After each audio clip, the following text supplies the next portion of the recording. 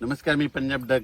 खास करून तुम्हाला एक सांगू इच्छितो की सोलापूर जिल्हा, बीड जिल्हा, लातूर जिल्हा, धाराशिव जिल्हा, सांगली जिल्हा, त्याच्यानंतर सांगलीमध्ये आटपाडी, पंढरपूर, सांगोला त्या परिसरामध्ये काय झालं, पाऊस कमी होता. पण ह्या जिल्ह्यातले सर्व शेतकऱ्याला सांगू इच्छितो, तुम्ही घाबरू नका. आणखीन जवळपास 4-5 दिवस 25 तारखेपर्यंत म्हणजे यात्रेपर्यंत, पंढरपूरच्या यात्रेपर्यंत चांगला दररोज जोराचा पाऊस पडणार आहे. म्हणून धाराशिव जिल्हा, लातूर जिल्हा, बीड जिल्हा, त्याच्यानंतर सोलापूर जिल्हा, सांगली जिल्हा, त्याच्यानंतर आटपाडी, सांगोला त्या परिसरातली शेतकऱ्यांनी अंदाज लक्ष द्यायचा. बारामतीकडे देखील चांगला पाऊस पडणार आहे, फलटणकडे देखील चांगला पडणार आहे, म्हणून हा अंदाज त्या शेतकऱ्यांनी देखील लक्ष द्यायचा. त्याच्यानंतर कोल्हापूरकडे देखील जोराचा पाऊस आज सुरू होणार आहे, म्हणून कोल्हापूरच्या शेतकऱ्यांनी अंदाज लक्ष द्यायचा. साताऱ्याकडे देखील मुसळधार पाऊस पडत, कोल्हापूरकडे देखील पश्चिमेकडे मुसळधार पडणार आहे, म्हणून हे लक्ष द्यायचं.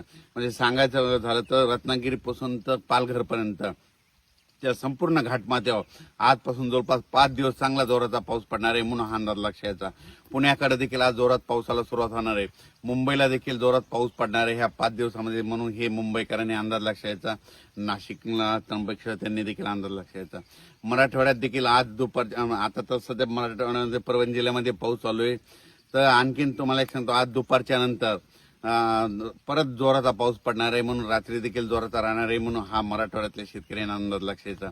मराठवाड्यामध्ये जिल्ह्यामध्ये सांगायचं झालं तर हिंगोली जिल्हा, नांदेड जिल्हा, परभणी जिल्हा, जालना जिल्हा, संभाजीनगर, धाराशिव आणि लातूर या जिल्ह्यातल्या, मराठवाड्यातल्या सर्व जिल्ह्याला सांगतो की तुम्ही म्हणजे ह्या 25 तारखेपर्यंत चांगला जोराचा पाऊस पडणार आहे, म्हणून अंदाज सर्व शेतकऱ्यांना लक्ष द्यायचा.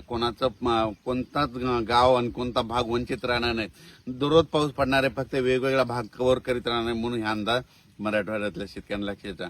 विदर्भ 6-5-11 जिल्ह्यामध्ये, वर्धा जिल्हा झालं, नागपूर जिल्हा झालं, भंडारा जिल्हा झालं, यवतमाळ झालं, तर अकोला, अमरावती, बुलढाणा तिकडे देखील त्या 11 जिल्ह्यामध्ये, गडचिरोली, चंद्रपूर तिकडे देखील म्हणजे 25 तारखेपर्यंत दररोज वेगवेगळ्या भागात चांगला जोराचा पाऊस पडणार आहे, म्हणून हा अंदाज त्यांनी देखील लक्षात द्यायचा.